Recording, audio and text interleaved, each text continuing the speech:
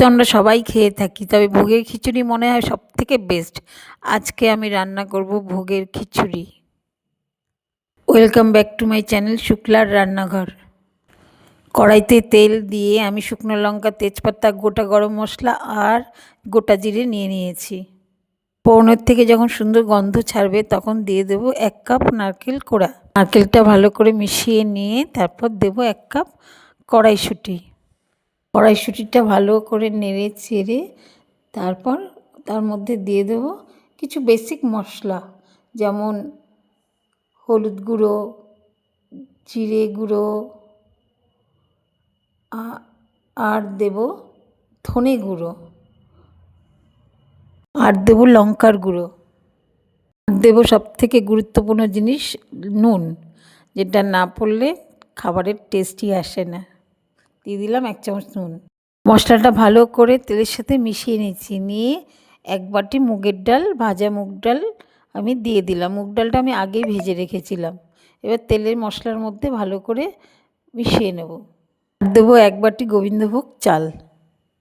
চাল আর ডাল মশলার সাথে তেলের সাথে খুব ভালোভাবে নেড়ে চেড়ে মিশিয়ে নেব।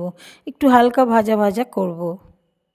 এবার 2 চামচ আদা বাটা মিশিয়ে দিলাম। খিচুড়ির মধ্যে আদার গন্ধটাই হচ্ছে আসল। আদার গন্ধে খিচুড়ি আরও খেতে টেস্ট হয়ে যায়।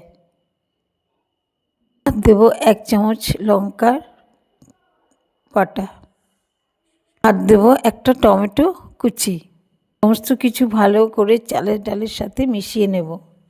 আদা পেস্ট, লঙ্কা পেস্ট সমস্ত কিছু দিয়ে চাল ডালটাকে তেলের মশলার সাথে সুন্দরভাবে মিনিট 10 মতো ভাজা ভাজা করে নেব। যখন সুগন্ধি ছাড়বে তার মধ্যে দিয়ে দেবো জল।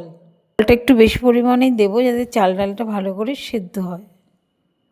জল দিয়ে ভালো করে খিচুড়িটা নেড়ে দেব, দিয়ে একটু ঢেকে দেব। মিনিট 15-এর জন্য ঢেকে দিলাম। 15 মিনিট পরে ঢাকনা খুলে 1 চামচ চিনি মিশিয়ে দিলাম। নুনে, চিনিতে আদা বাটা, লঙ্কা বাটা সমস্ত কিছু মশলা বেশ সুন্দর করে মিলেমিশে এক হয়ে গেছে খিচুড়ির সাথে। আমার মোটামুটি ভোগের খিচুড়ি রেডি হয়ে গেছে। সবশেষে দেব ভাজা মশলা। আমি একটা মশলা ভেজে রেখে দিয়েছিলাম, সেই ভাজা মশলাটা আমি খিচুড়ির ওপর ছড়িয়ে দিলাম, দিয়ে ভালো করে মিশিয়ে নিলাম। খিচুড়ি আমার একদম রেডি হয়ে গেছে পরিবেশন করার জন্য। এই গরম গরম খিচুড়ি খেতে কিন্তু দারুণ লাগে। একটা পাত্রে আমি তুলে নিচ্ছি পরিবেশন করার জন্যে।